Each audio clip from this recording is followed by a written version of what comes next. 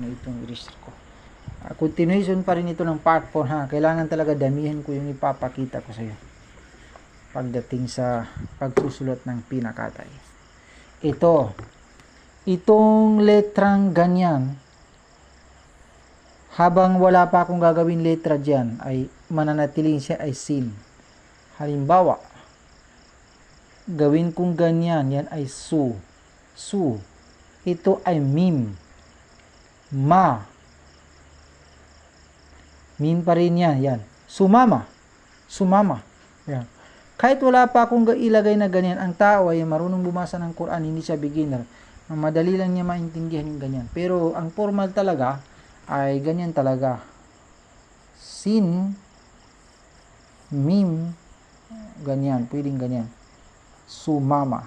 Halimbawa lang yan. Ang importante ay masanay ka. Basta ganyan na letra ay marami kang pwedeng gawin dyan. Maliban lang sa mga letrang ganyan. Isinulat ko na alif, waw, ra, zay, dal, o di kaya ay dal. Yan. Hindi pwede dyan. Ang hamza pwedeng gamitin dyan kasi sa, halimbawa, gawin natin itong kainan. Gawin kong ganyan, ito ay kaf. Walang ganyan. Ang hamza na ito ay pwede ako maglagay ng hamza dito sa baba, lagyan ko ng bawal dito kaya i. Ito ay nun. Gawin ko na lang dalawa bawal para magtatapos sa letrang nun. Kainan. Pwede rin ganyan. Pero halimbawa lang ito kasi ang importante kasi masanay ka talaga. Alam mo talaga na ang pagsusulat ng Arabic letra ay kapag marunong ka na, parang pinasimple-simple lang yan. Ang importante ay mabasa at maintindihan. Ganyan, no? Kaf. Ito yung hamza na ito. Pwede rin ganyan, dalawang nun. Kainan. Itingnan mo. Kainan. Yan.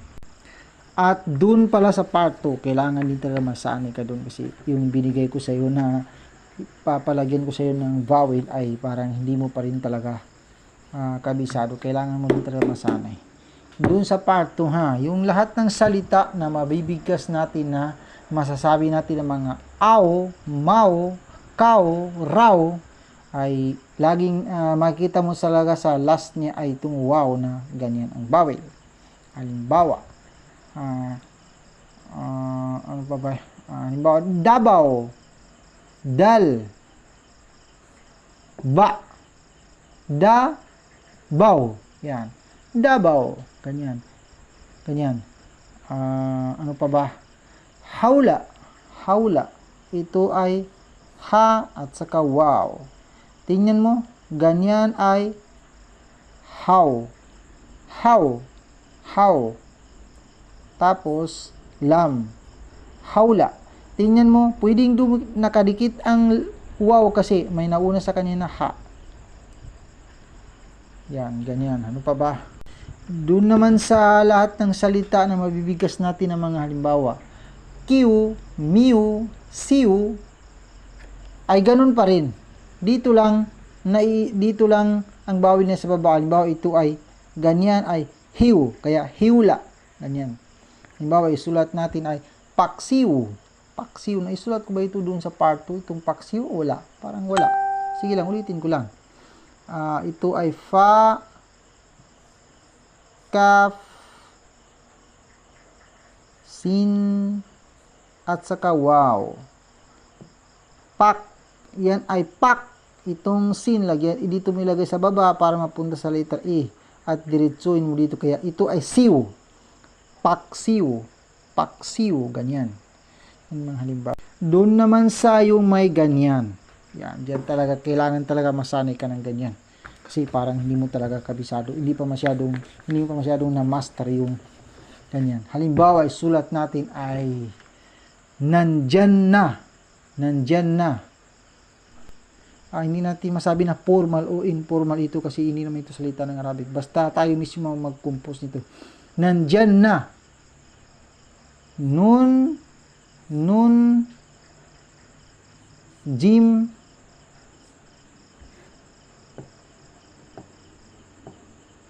ito ay nan. Itong jim, lagyan natin ng ganyan. Kaya, nan, jan, na.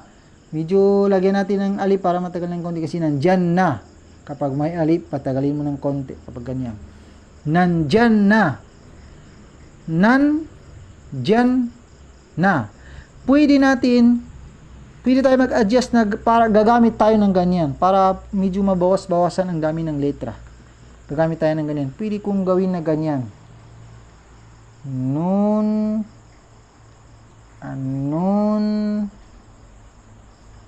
jim, jim.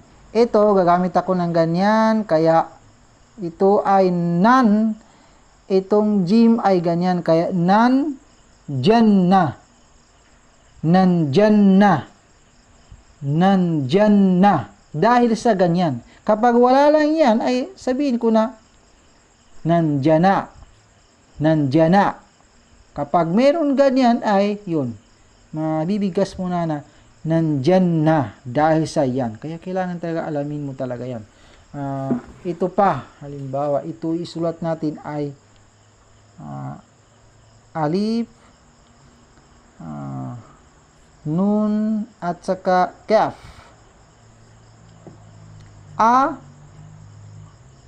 Nak, anak, kaf. Anak ko, anak ko. Pwede tayong mag-adjust na tanggalin na natin yan. Gagamit tayo ng ganyan. Pwede rin ganyan. Itong kaf, lagyan natin ng ganyan. Kapag ganyan ba, ganyan pa lang, ay sabihin mo na, anak ko. Anak ko. Kapag meron ng ganyan, sabihin mo na, anak ko. Anak ko. Anak ko. Kaya dapat masanay ka talaga ng ganyan, ha? Basta, ulitin ko ha, basta yung ganito na sign, ay marami kang letrang pwedeng gawin dyan, maliban sa itong mga ganyan. Ra, o di kaya ay zay, dal, o di kaya ay dal, at saka wow, at saka yung ganyan. Halimbawa, sulat natin ay gawin natin itong pinakatay. Ito ay fa. Pi, ito ay nun. Na, pina. Ito ang kaf. Ka, pinaka. Ito ang ta. Kapag ganyan pa lang ay pinakata. Pinakata. Ito ang ya. Diretsoin mo dito sa ya. Kaya, pinakatay. Yan. Pinakatay. Kung lagyan mo ng ganyan, para mas klaro ay pwede. Para mayroon kang identification. Pero, basta, kung ang magbasa ay marunong, kahit wala pa yun, talaga maintindihan. Sa tulog lang siya magbabase. Malalaman niya yan. Kung para hindi ka mahirapan, ay ganyan ang mga paraan, pwedeng ganyan ang gamitin mo. Sa ganyan. Kung mahirapan ka gumawa ng ganyan, fa, nun, kaf, ta, at saka ya. Kung halimbawa mahirapan ka gumawa ng ganyan, pinakatay, ay pwedeng ganyan na lang, idiretso mo na lang ganyan. Ang intindihan natin yan eh. Halimbawa, isulat natin ay sasama ako. Pwedeng ganyan ang gamitin mo. Ma, hamza ang gamitin ko. Dagdagan ko lang ng kaf dito. Ko, yan. Hindi na ako naglagay ng bawel ha. Bawel. Hindi na ako naglagay ng space. Hindi na ako naglagay ng space. Dipinin na yan sa akin kasi hindi naman salita ng Arabic. Pwede mong lagyan ng ganyan. Ma, ako. Yan. Pwede rin ganyan. Ma, pwedeng ganyan ang gamitin ko. Sasama ako. Pwede rin ganyan. Alif ginamit ko tapos. Talagang magkasama ang alif at saka hamza kapag may bawel, ha? Ganyan talaga.